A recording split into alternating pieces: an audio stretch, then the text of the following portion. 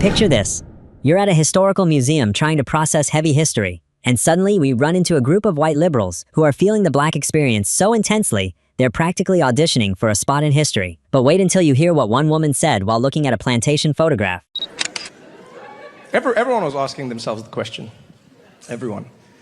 One of the most unique encounters I experienced happened when there was a group of white people who were standing at the exhibit, and they were very, very liberal white people, right? Like very liberal white, like very, very liberal white people. Like they were feeling it more than the black people there. They were.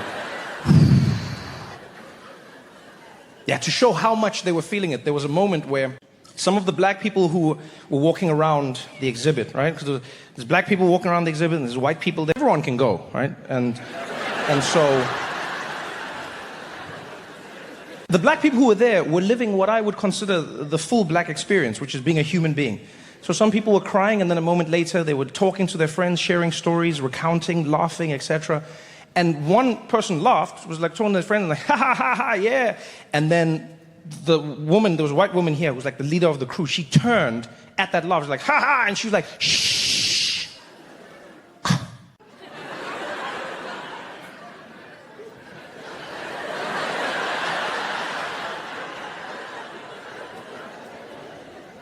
That's how liberal they were. And just when I thought she couldn't top that, she was looking at a photograph, one of the first pictures that's ever really been taken. And it was a picture of a white man on a plantation, standing there, standing in a field, just like smiling in the picture. And this woman is standing looking at the picture, and she's like, if I was there when that was happening, I swear to God, if I was there when that was happening, I would have never smiled.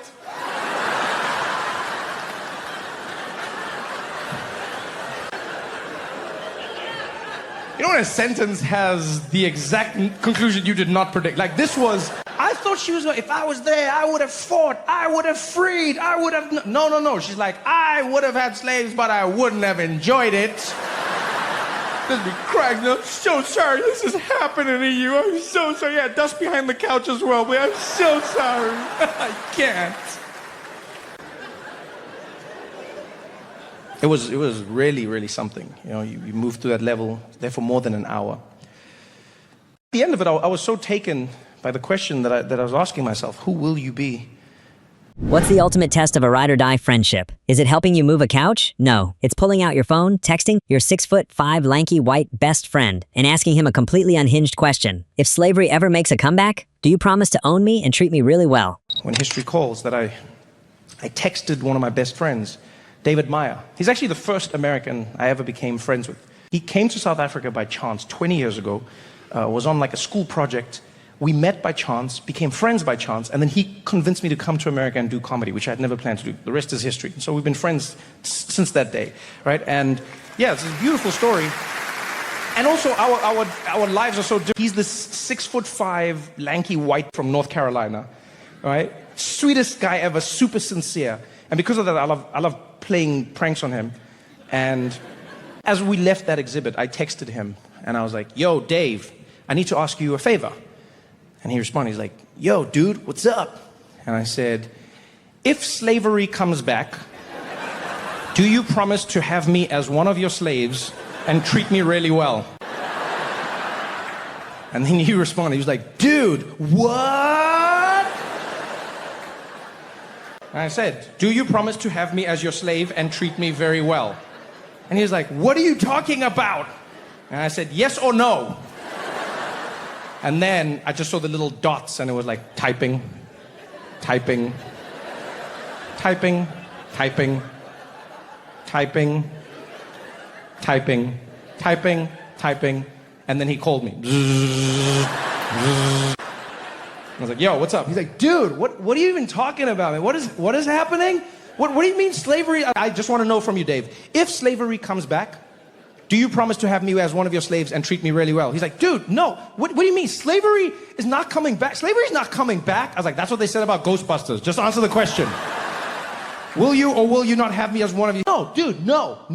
I would never have you as one of my slaves. I would never own slaves, like enslaved people, actually. I would never have enslaved people. I don't think that's right. I was like, yo, save your sanctimonious bullshit right now, Dave. I just want to know if you would have me as one of your slaves or not and treat me well. He's like, no, I would never do that. I was like, oh, okay, I see. So you're just going to let me be somebody else's slave. That's what you're saying. Huh? Slavery comes back, and now they catch me, and now they're busy whipping me. Now I'm Django out in these streets, huh? Yeah? I'm getting whipped because my best friend wouldn't use his white privilege to help me by making me one of his slaves so that we could hang out, huh? I'm in a field. I could be with you in the house playing PlayStation, Dave, huh? Yeah, we could be back in Call of Duty, in Verdansk, like the good old days. But no, you want to be so woke that I get whipped by another white person who wants to keep slaves. He's like, dude, I was like, you want me to be a slave? He's like, no, dude. I was like, you want me to be whipped, don't you? He's like, no, dude, okay. He's like, okay, all right, fine, dude. If slavery came back, then yeah, I'd have you as one of my slaves and I'd treat you well. I was like, aha, so you would have slaves.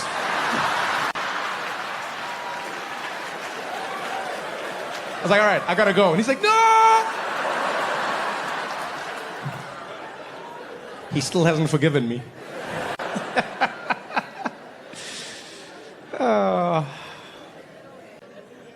Who will you be when history calls?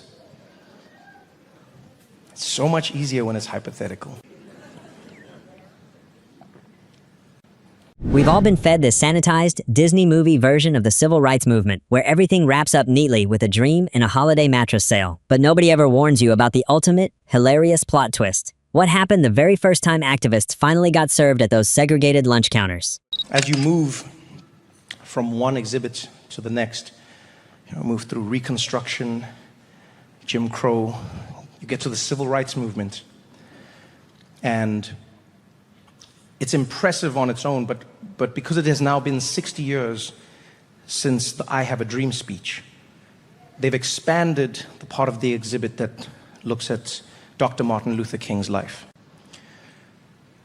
And you get to see his writings, his thoughts, his journals, his letters to other people, his letters to the public, his correspondences with his friends, interviews, you name it. Like, you see his life in a detail that I think very few of us ever have.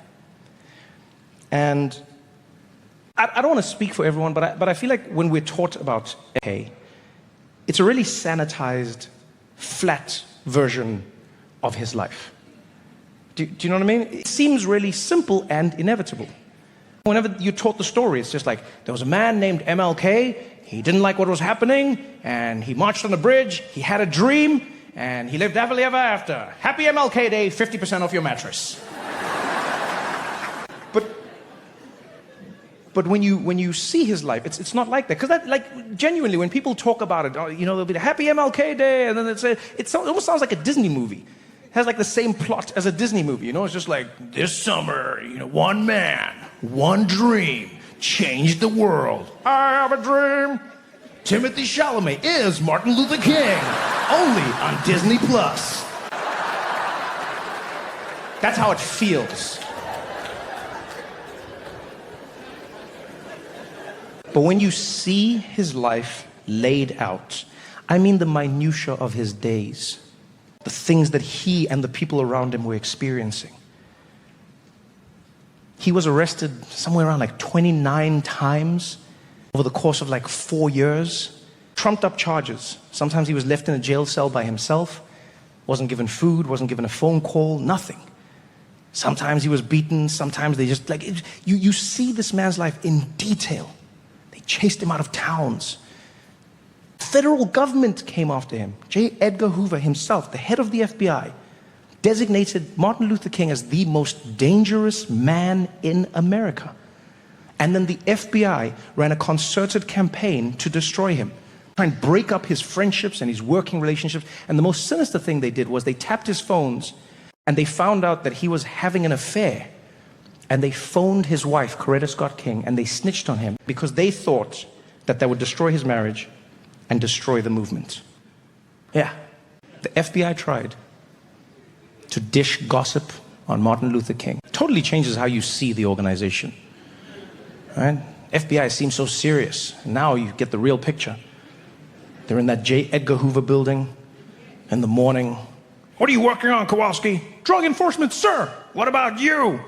Sir, criminal crimes, specifically financial. And you? Drama!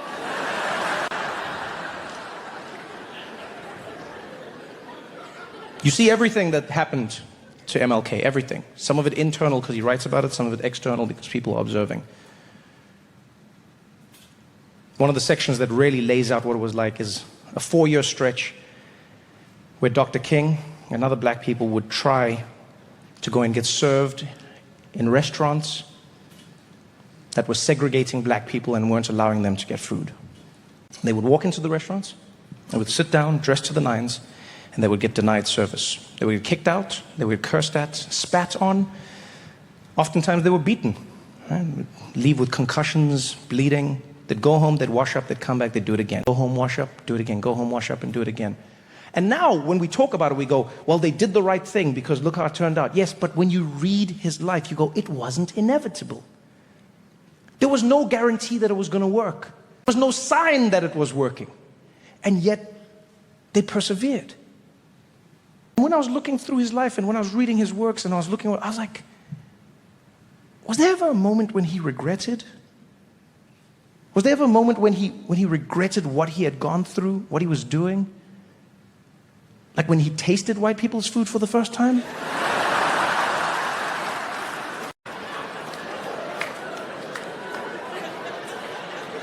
No, because you realize until that point it was theoretical, right? Black people had never been served in these establishments. They only wished to be served in these establishments. But they had never eaten there. Right? They would just sit down at the counter. And the owner would come and be like, God damn it! I told you I don't want your kind around here. Get out of here, boy! And my brother, I have a dream. I have a dream that one day, regardless of the color of our skin, all people will be allowed to sit here, our brothers and sisters, black and white alike, and America will come good on its promise that all men are created equal. I have a dream that... Oh, shut up! You've won. They changed the laws. Look at the TV. Here's your food. Thank you very much.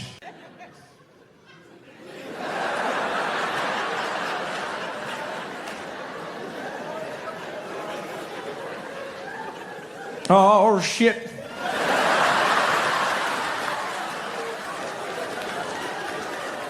Now I have a new dream.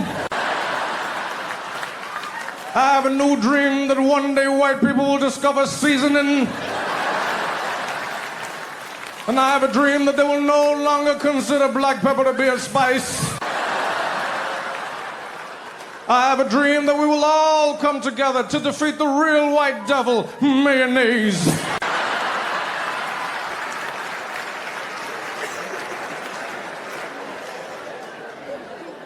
Can you imagine how awkward it must have been? That first walk after that first meal. Martin and his boys walking into the parking lot. Dead quiet.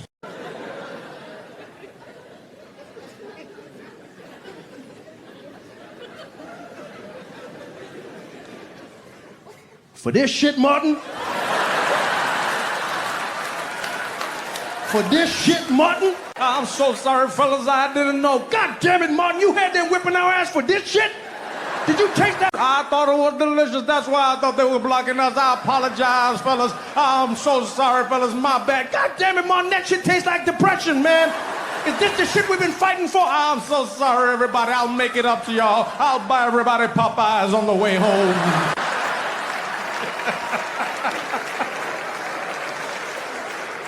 Forget pepper spray and self-defense classes. If you want absolute, unadulterated peace of mind, whether you're navigating a pitch-black hallway at 3 a.m. or trying to get rid of a clingy guy at a bar, you only need one secret weapon: a terrifying, aggressive Russian accent. At least I like to think that's how it went down.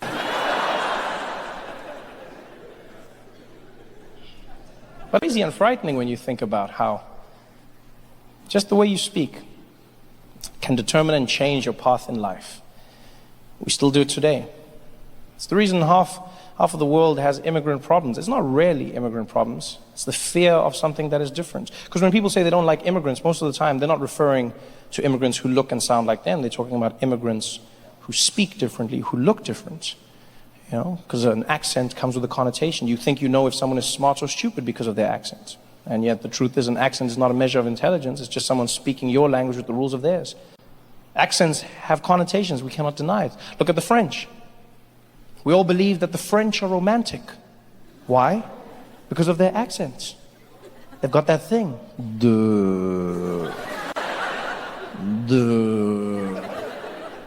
I was thinking maybe we could how you say afterwards, maybe we could try to oh my God, he's so sexy. Oh my God. Accents determine how we see people. Same thing happens with the Russians. The Russians, the most feared people on the planet. Why? Because of how they speak. I don't care who you are, you cannot deny that when a Russian speaks, you are not comfortable.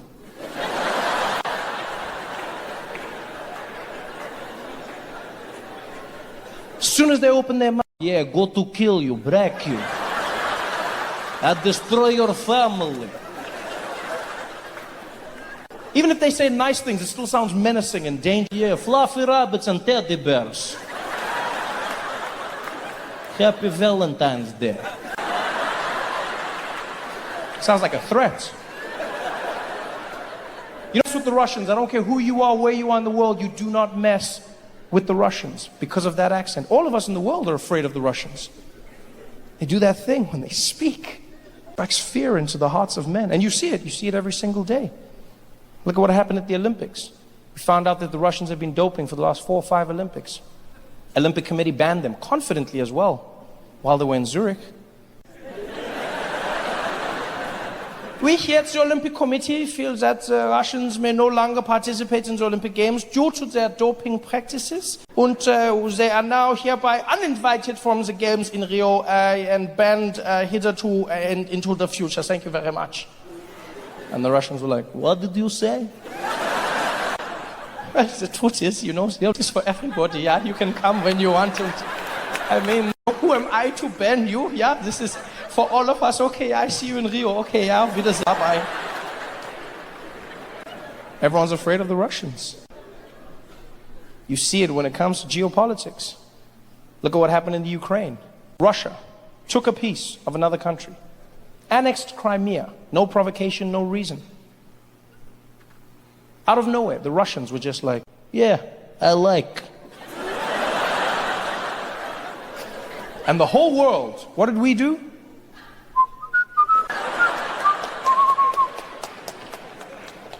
You don't mess with the Russians. Most frightening people in the world. You know how I know this? You know how I've learned? Because I've learned how to use the Russian accent for myself. I've learned how to harness that energy and use it for good. I'll share this with you, I don't mind. I'm not particularly comfortable in the house at night by myself. What I'm trying to say is I'm afraid of the dark. And I know it's stupid to be afraid of the dark, right? Because there's nothing there, 9 times out of 10. But what happens is I'll be sleeping. And in the middle of the night, I'll be woken up by the need to pee. And whenever that happens, I'm always faced with the eternal dilemma. When I go to the bathroom, do I turn the lights on and lose my sleep?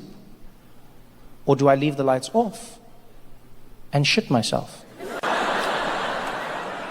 I never know which one to go with. But what I started doing now is I leave the lights off. And when I go to the bathroom, I just speak to myself in a Russian accent. And it sounds crazy, but I feel like I'm the most dangerous thing in the night. You'll find me at 3 a.m. barefoot walking to the toilet like, yes, big boy, go to make a pee-pee. No trouble over here, it's potty time. I feel safe. I feel like even if there's a monster under the bed, I'll be like, is that a Russian? There's just something about that Russian accent. It made me real 80s. Every single one of you in this audience needs to learn a Russian accent. Because you read stories all the time. I talk to my female friends all the time, my family members. And women are constantly under assault. Women are living a life of being vulnerable, walking through the streets, men catcalling, in the office place, people groping, feeling like they have They have ownership of the female form. And I know, ladies, we can't solve this tomorrow, but if you learn the Russian accent, half of those problems would disappear. Yeah, the next time you're in a compromising position, you're at a bar, waiting for your drink. That creepy guy comes up and starts grinding on you from behind. Hey, how are you? Hey, you want to dance? No, I'm fine, thank you. I'm just getting a drink, thank you. I don't want to... Come on, dance with me, girl, come on. No, I don't want to dance, thank you. I'm waiting for my friends, I'm good. Come on, I know you want me. Woo, you know I want you. Come on, I know you want me. You know, I don't want to dance with you, please. Hey, you don't got to be such a bitch. You know, whenever that happens, ladies, don't be afraid, don't stress. Just whip out your Russian and kill it dead. As soon as he says that, as soon as he's like, don't be such a bitch, just be like, you want to see bitch?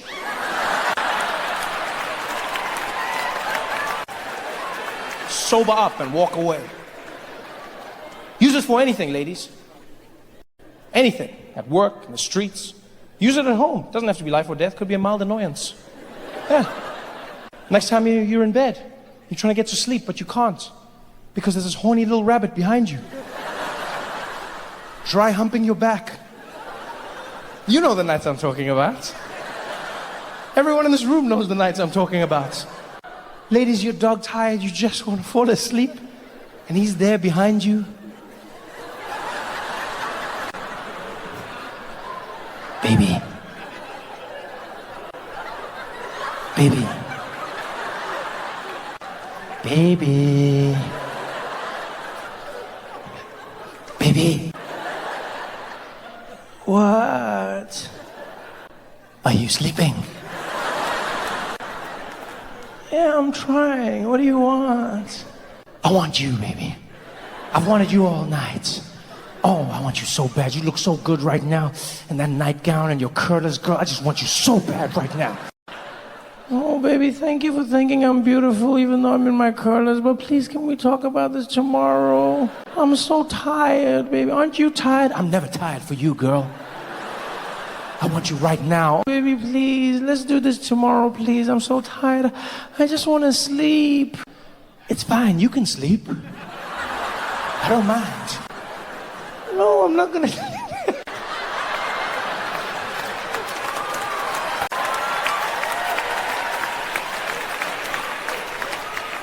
Yo, for real, ladies, can I just say, men are creeps. On behalf of all men, I apologize because we are disgusting creeps, every single one of us. No, I'm not gonna sleep. What's wrong with you? What are you talking about? What do you want me? I just want you. Is that so bad? No, baby, I'm just tired. Yeah, but you said when we left the show, you were like, oh, that was fun. We had a good time. And then we were driving home, and then you were like, oh, I can't wait to get you back. No, I said that, and I did. I wanted to, but then I got in bed. I didn't even realize how tired I was, baby. Please, I promise you, I'm not. Oh, you do this to me all the time. What am I supposed to do now, huh? What am I supposed to do? Look at me now. Do you know how hard it is to have blue balls? Do you know how painful this is? Huh? What am I supposed to do now with this? What am I? And I love how guys talk about an erection like it's something we bought at the store and we can't return. And they say, what am I supposed to do with this, huh? What am I supposed to do with this? I've opened it. I get back, huh? Huh? What am I supposed to do with this? Whenever that happens, lady, you're not fighting the man. You're fighting his horniness. It's going to turn into a fight that's going to spoil your week, maybe your month. Don't let it happen. You're rushing out and kill it dead. As soon as he starts losing it, doing this all the time, you reject me, I just want you, and just be like, okay, show me what penis can do, let's go. Make action, lover boy. Done. Problem solved. Even this will be like, you know what, you're right. I told him, but he wouldn't listen to me. I don't even know how we got to this point, honest, because you see what had happened was he called me and he was like, come out, there's a party. And then I came out and then I was like, you're sleeping? He's like, oh no, don't worry, I'll wake up. Then I was like, don't wake, because you know me, I don't wake you up. I'm here like 5 times a night. I've never woken you up. I don't know why I woke you up. I'm gonna be chilling. In fact, I had some stuff to do, so you should go back to, because I respect you. In fact, I had some paperwork that I'm gonna be handling in my office, so if you need me, you know where to find me. But he shouldn't have done it in the first place. I just want to apologize, because I don't think you should ever bat me in a situation where a man is pressuring you.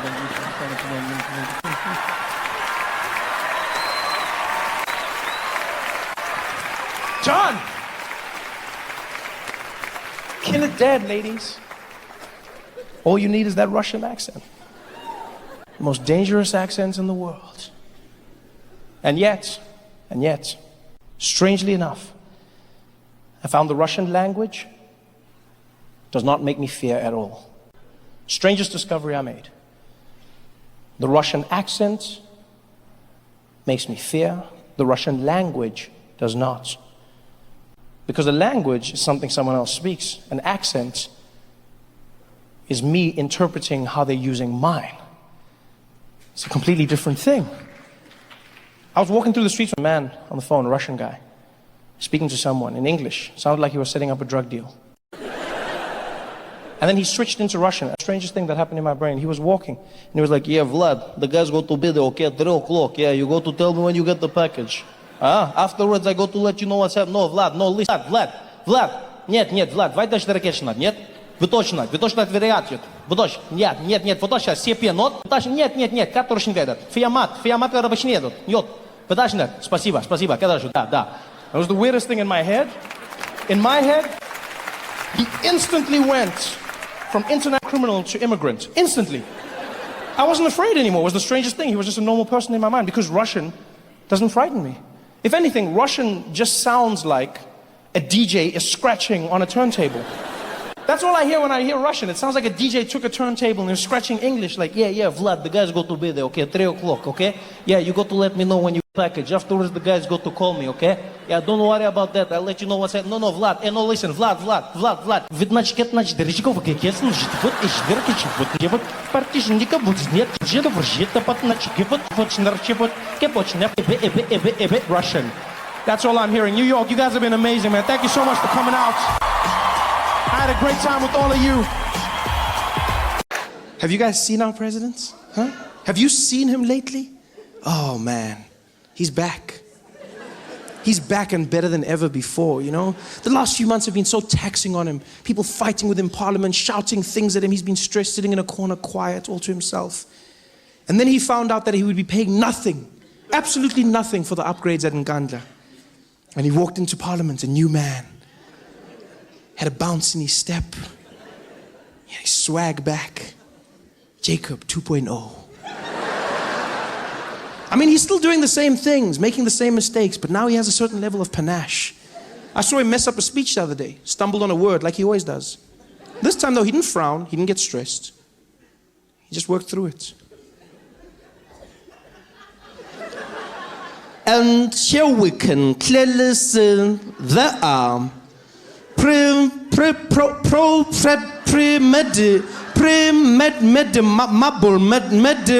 red marble.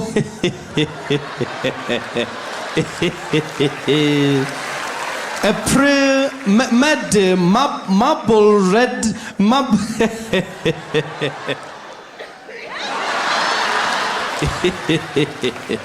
A premeditated. Just came back and he handled it. I love how he just stepped away and did the cutest little, I don't even know what he was doing there. He just does like a little, almost like he's just moving his brain to the other side of his head. Like he knows when it's in the wrong place, it doesn't, he just shook it up. And he came back in. Even the way he handled the scandal was powerful. We thought for sure that Nkandla would be his downfall, and yet Jacob Zuma took something so serious, he turned it into a joke and threw it back in our faces.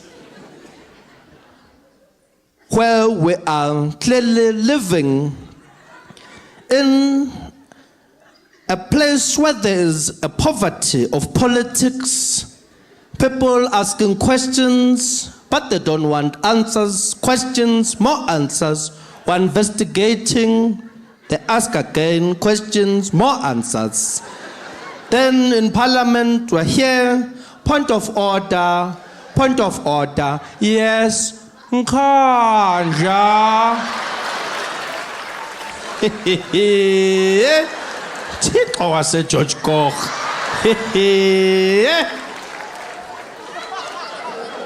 Who's this guy? Huh? He's just shrugging it off, evading, maneuvering. Never mind the Nkandla joke. I love the fact that he rolled his eyes. That blew my mind. I've never seen Jacob Zuma do that. He looked over and he was like, oh. When did Jacob Zuma start rolling his eyes? That's not something he does. Jacob Zuma doesn't roll his eyes, guys. Yeah, in fact, presidents don't roll their eyes.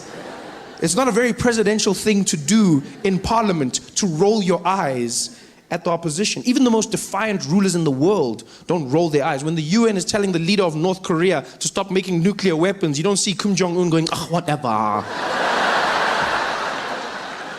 You don't roll your eyes.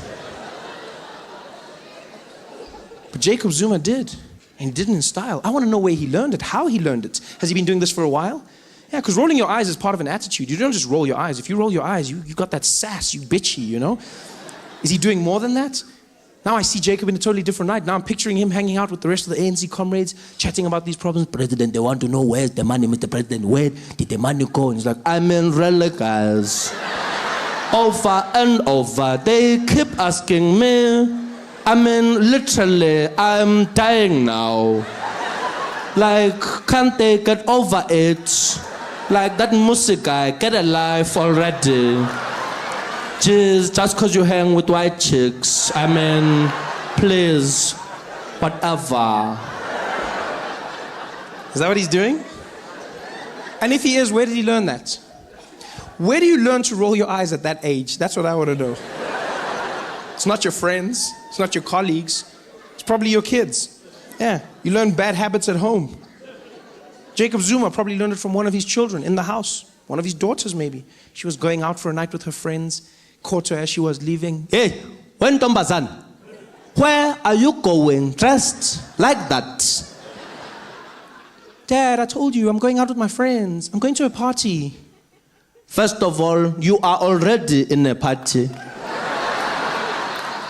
Secondly, no daughter of mine will dress like that. Go and change. Oh, Dad, what are you doing? You're killing me. Come on, why are you doing this? I can dress however I want. I'm old enough. Hey, you will do as I say. As long as you are living under my roofs, which I have paid for with other people's monies, you will obey me. Go and change. Oh, Dad, come on. Why are you doing this? Everyone else dresses like this. All the other kids do it. Are all the other kids my children? You never know. Yeah? Don't come in this house with that DA attitude.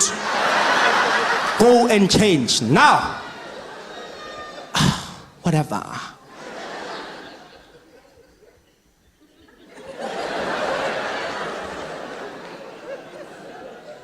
What was that? What did you just do? I didn't do anything, Daddy. Don't lie to me. I saw it. You did something with your eyes. It looked like the Undertaker. But they came back. What was that? I just rolled my eyes, Dad. Girl, it made me feel so insignificant. What you did there made me feel like you did not acknowledge the seriousness of this situation. Can you teach me how to do that? Yeah, like, it's easy. Like, you just roll your eyes. If someone says something you don't like, then you're just like, whatever. Whatever. No, Dad, whoa, that's too much. That's too much. You just gotta loosen up, you know? Just be like, whatever. Whatever. I think I got it. No, you don't have it, Dad. You're rolling your head. You're supposed to roll your eyes. And my eyes are where? Exactly. And he was off. Ready to roll, baby. And he did. He rolled straight into Parliament. Shut it down. Turned Nkandla into a joke. You can't bring Nkandla up anymore. It's over now. You say Nkandla in Parliament, people laugh at you. Yeah, immediately. What about Nkandla? It's done. It's done. Just, you know, I love it so much. You know what I love most about the Nkandla thing? A lot of people don't realize this. Jacob Zuma was making a joke out of Nkandla, yes. But what was more interesting to me is the fact that he was mocking Musi Maimane. the leader of the DA. A lot of people didn't pick this up. When he's doing the whole Kanja, he's mocking Musi Maimani's Model C English accent. That's what he's doing. Jacob Zuma thinks that he speaks funny.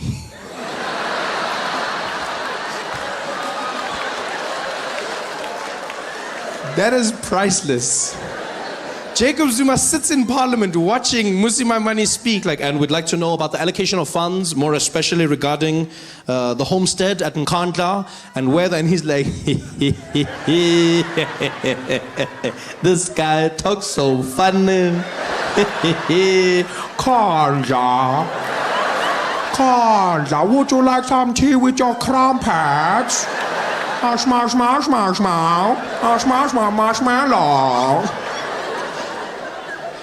Jacob Zuma is laughing. That's just beautiful. We can fight with our police when they stop us, with not one thought in your head of losing your life. That's a luxury in America. I didn't even think about that. I just moved to the US to start working on The Daily Show. And one day I was driving and I got pulled over by a policeman, right? And I get pulled over by this policeman.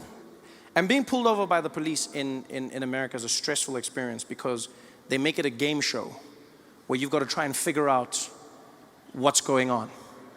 In South Africa, it's simple, straight to the point. You get pulled over, the Metro Police comes there, he tells you, my friend, you were speeding. License, letter, license, plus no seatbelt, license. Then immediately you're in the game. Oh, come on, man, come on. Hey, don't come on, nothing here. Seatbelt, when letter license. Busy driving here, shoemaker, yeah? Yeah. Now you're in the game. You know, it's time to talk. It's time to work things out. In America, they don't play that game. Policeman walked up to my window. I was sitting in the car. Got up there. Good afternoon, sir. Good afternoon. Sir, do you know why I pulled you over? Shouldn't you know why? Why are you asking me? No, I don't know.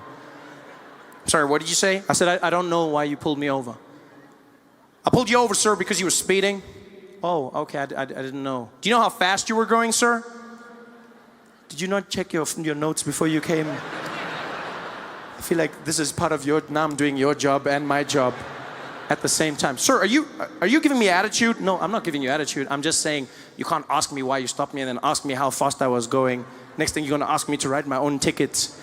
Sir, are you giving me attitude? You're gonna get out of this car right now, sir. Are you giving me attitude? And I was just talking to the guy because I was like, look, man, you can't say. Here's the craziest thing the cop said to me. He looked at me and he's like, sir, I'll tell you something. You were going 100 miles an hour. And I was like, 100 miles an hour? I was like, how did you know that? Where's your, can I see the thing? He's like, what are you talking about? I was like, show me your gun. And he's like, I got, no, whoa, not that one, whoa. I want to see the laser gun. Show me the speed. He's like, I don't need that, sir. I estimated that you were going 100 miles. I was like, estimated? What does 100 look like? Can't just estimate 100. So he's just gonna look, he's like, I can do that, okay? I can look and estimate. I'm like, dude, that's a dangerous thing to do. So you just look and then you go, that guy's going 100. You can't just estimate. Imagine if I just did that with you, where I'm like, estimate, standard 7, pelele. Yeah? You can't just do that.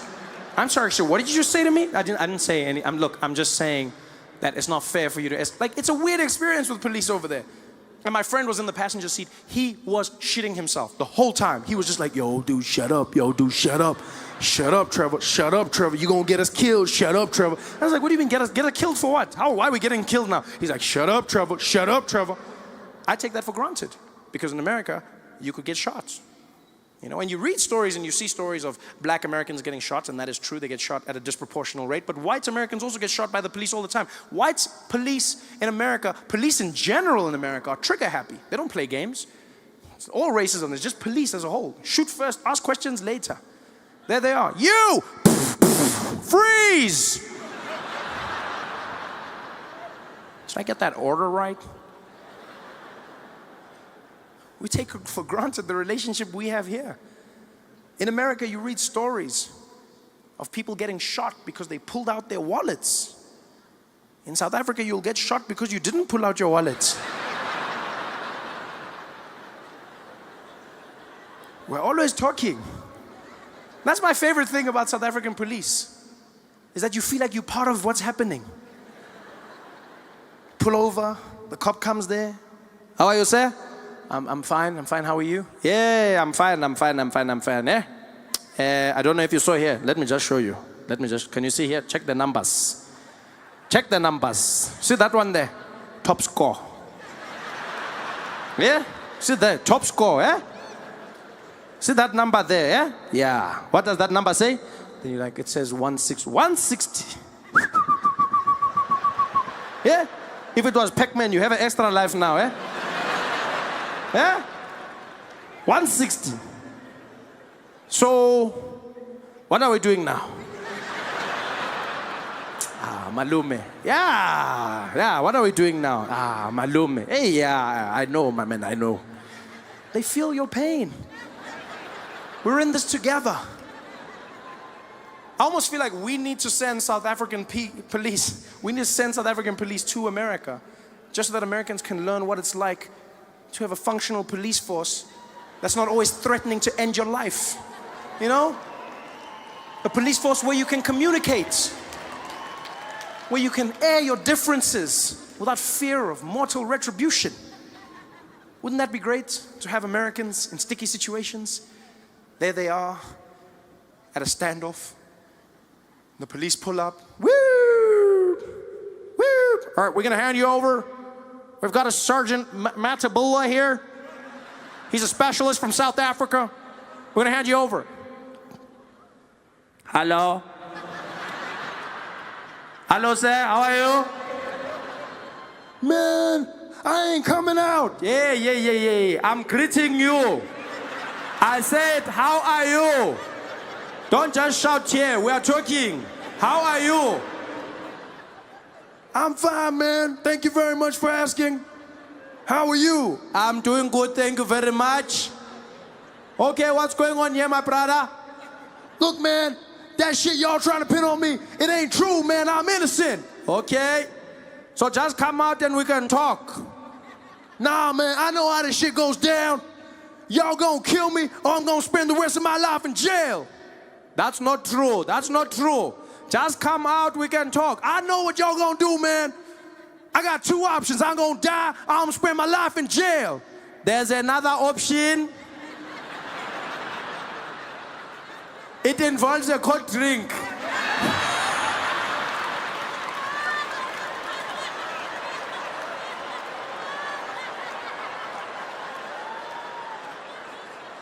Imagine living in a modern, thriving country with skyscrapers, airports, and fast internet. But there's one magical attraction missing: escalators. Now, imagine what happens when a shopping mall finally installs them. It doesn't just become a convenience, it becomes a national tourist destination where people line up just to ride. Really made my trip. His name was Ali Nani, a sweet guy. And his job was to get me accustomed to the Zambian culture, you know? And every day he would give me a new piece of information, some more interesting than others. Like one day he looks at me and he goes, Trevor, you know Zambia is a very, very conservative nation, huh? I said, oh, okay, Ali. He says, yeah. So please, stay away from profanity. I said, oh, okay, I can do that, you know. And I assumed he meant swearing, right? But I didn't say anything because I wasn't sure if he meant a person or swearing. I wasn't like, no, because in Zambia, people have names like profanity. So that's how I laughed when I met Screwdriver, eh? That's the same way I laughed. Yeah, because you see, in South Africa, we have African names you can translate, like happiness, blessing, hope, those kinds of names, right? But then in Zambia, people give their names, like their children, they give their children names of everyday English words, anything. So like table, chair, car, house. Yeah, you see like this, you just have to get used to it. It's very hard, but you have to keep a straight face. Which was difficult because I met a mechanic who had sons named Brake and Clutch. And that was not, especially when Brake was running around causing chaos. And his dad was there like, stop it, Brake, stop it, Brake, stop it, Brake. And I was like, hey, stop it, Brake. But you have to get used to it. It's a cultural thing, and so you have to respect it. And the second warning Ali gave me was even stranger. We're driving through Lusaka, the capital. And Ali looks over at me in the car and he goes, Trevor, you know here in Zambia, we're a very God-loving nation, eh? I said, oh, okay, Ali, that's a good thing to know. He says, yes. So while you are here, don't be gay. So what? She said, I know it can be tempting sometimes, but don't do it, huh? Don't be gay. Don't be gay? I've never been warned of this in my life. Don't be gay. Hey, Brie, don't be gay. Don't be gay. Don't be gay. Crazy warning to get. But then I found out why Ali was warning me. Turns out in Zambia, being gay is illegal. If you are found to be gay, you will be arrested and sent to prison for more than 30 years. Yeah. Which is a bit of a weird punishment.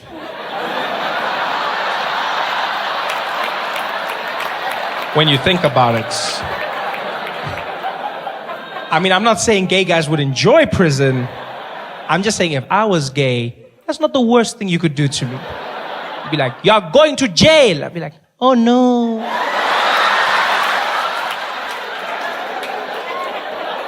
Don't be gay. I couldn't believe this. Gay is a crime in Zambia.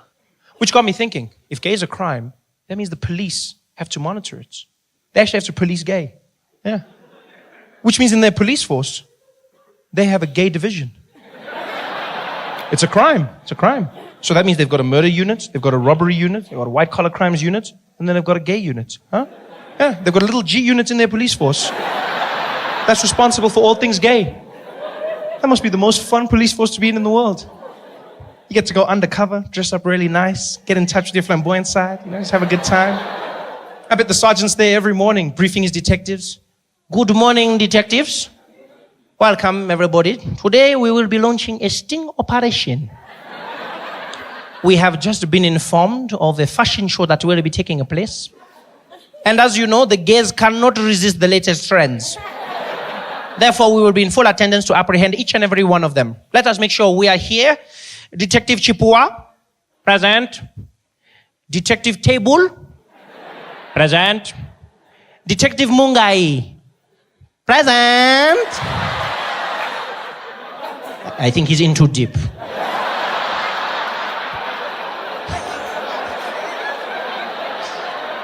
How do you police gay?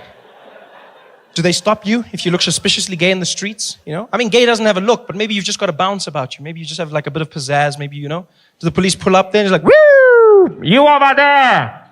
What is the purpose of that flamboyant scarf? Put your hands up! Turn around! Don't tempt me! Don't tempt me! You're going to jail. How do you police gay? Do they have roadblocks, like for drunk driving? Do they have gay roadblocks? They're just stopping people in their car. Good evening, officer. Good evening, sir. License, please. Thank you very much. Mr. Stylish, huh? Tell me, sir, have you been gay this evening? What? Oh, no. I have not been gay. No. In fact, I don't gay at all. I see. Not even one or two? No. No gays for me. No gays for me. Okay. Then tell me, sir, what is that I can smell on your breath? Is that balls? No, I don't even eat chutney. No. So you are not gay? No, not gay at all. Then, sir, can you please blow into this?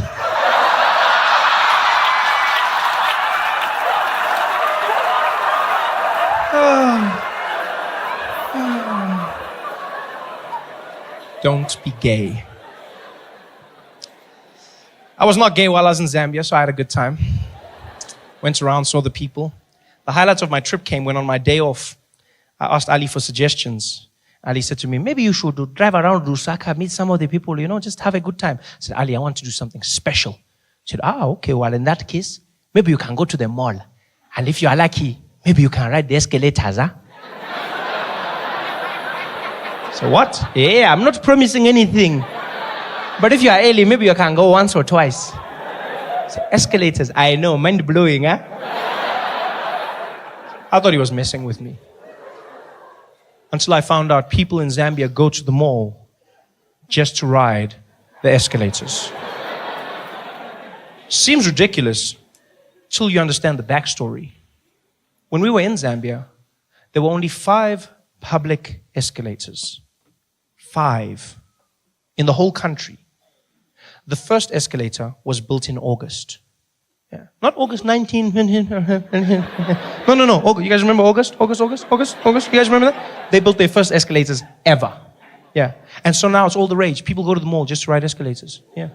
But now, I don't want you to picture like some dusty village. That's not what Zambia is. It's a beautiful place. They're developing just as we are. They've got roads, they've got airports, they've got beautiful hotels, stunning shopping malls. They've got everything we've got, even faster internet. They just never had escalators. And now they started building them. And because of that, people go there and they just spend a day riding escalators. Dads will go home and fetch their kids. Children, we are going to the mall. To do what, Daddy? To do shopping. And to ride the escalators. Yay!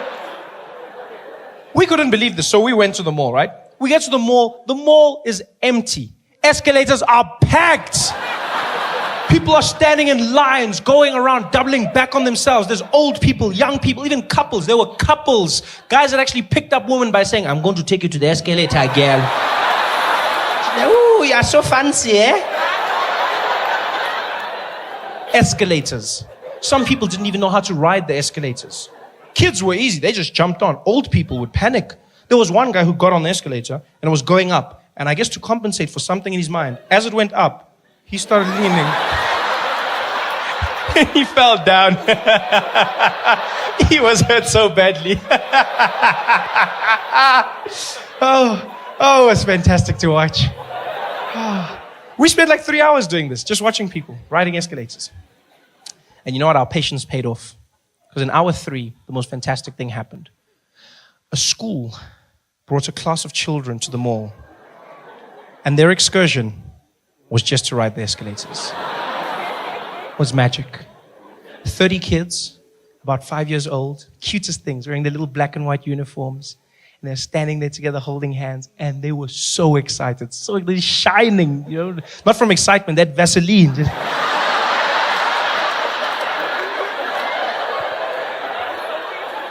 And there's 2 teachers with the children. And they grab their hands on either end. And in a long train, they start to march through the mall. And as they do, they start singing at the top of their lungs like little angels. Escalator, escalator, escalator. Oh, escalator, escalator. And it was the sweetest thing ever. People are waving at them, smiling. And these kids see the escalators and they lost their minds. These kids went crazy. They're not holding hands. They start screaming and running around. It looked like a zombie movie or something. This is like they're jumping, but then you see the smiles on their faces. It looks like the end of Sarafina. You're like, what the hell's going on here? These kids are screaming and having the time. They're jumping around, doing cartwheels. The teacher can't control them. She's panicking like, yeah, get back, get back. 2 by 2, 2 by 2. 2 by 2 was one of the kids. I didn't know. She was like, 2 by 2, next to me, single file. Other kids are still jumping. She can't control them. There was one fat kid. He couldn't jump, so he just shook himself. Escalator. Escalator. It was the most amazing thing I've ever seen in my life. It's like I had gone in a time machine to a time when escalators were new, brand new and popular. So popular that people were taking pictures of the escalators using their iPhones. Chipiwa, technology, eh? Who even thinks of these things, eh? Can you imagine? Hey, we are in the future now, man. Mechanical moving stairs, huh? What are we going to see next? I don't even know. I wonder how it works, eh? Let me just check there. Siri, how does an escalator work? I don't know, eh?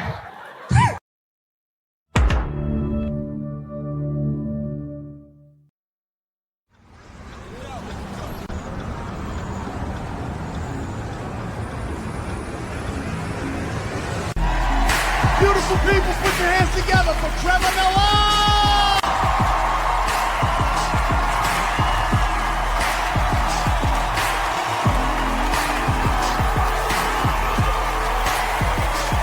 What's going on, Los Angeles? Welcome to the show. Thank you for coming out. Thank you for being here. This is so much fun. Welcome out. Oh, look at all of you. This is so dope.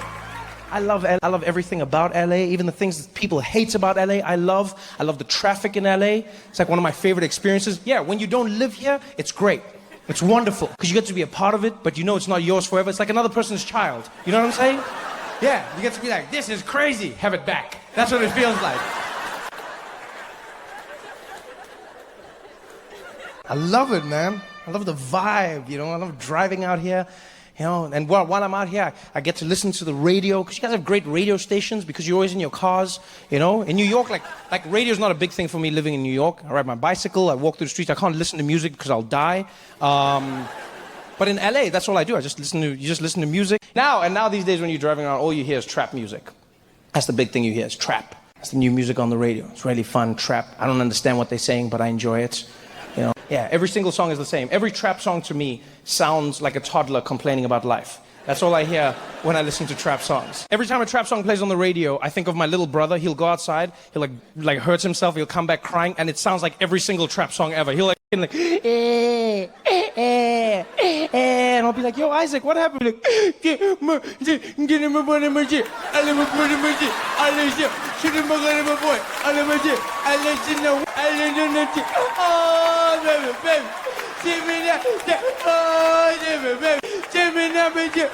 I'll be like, yo, dude, slow down. I thought you were playing with your friends. What happened? All my friends are dead. With me to the end. All my friends are dead now. Give me to the end.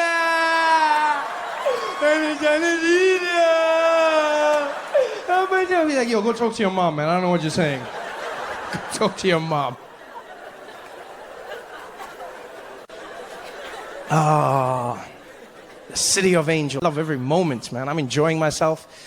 I just got back from vacation, so I'm having a great time. You know when you got that vacation bag, you know, you still got that thing, you know, you still feel loose, you feel relaxed. I went to Bali vacation, yeah, out in Indonesia. Yeah, if you've never been, make a plan and get out there. It's an amazing place. I went out with some of my friends, learned a few things about myself as a person. The important thing I learned is somebody needs to invent a TripAdvisor specifically for black people, right? No, because just generally I find that what white people want to do on vacation is what black people are trying to escape. And not in a bad way, it's just like we want different things out of life. Like my white friends are always inviting me camping, for instance, always.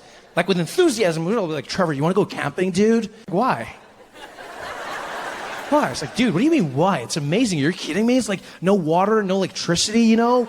It's just like us in the great outdoors. You gotta take a dump in the hole in the floor or something, dude. I'm like, yeah, that was my life. That was me growing up. You know how hard I worked to never go camping again? Every day I wake up in my bed and I'm like, thank God I'm not camping.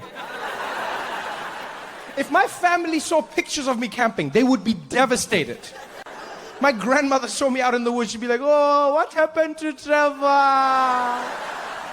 Oh, I thought he was successful. Oh, it must be the crack.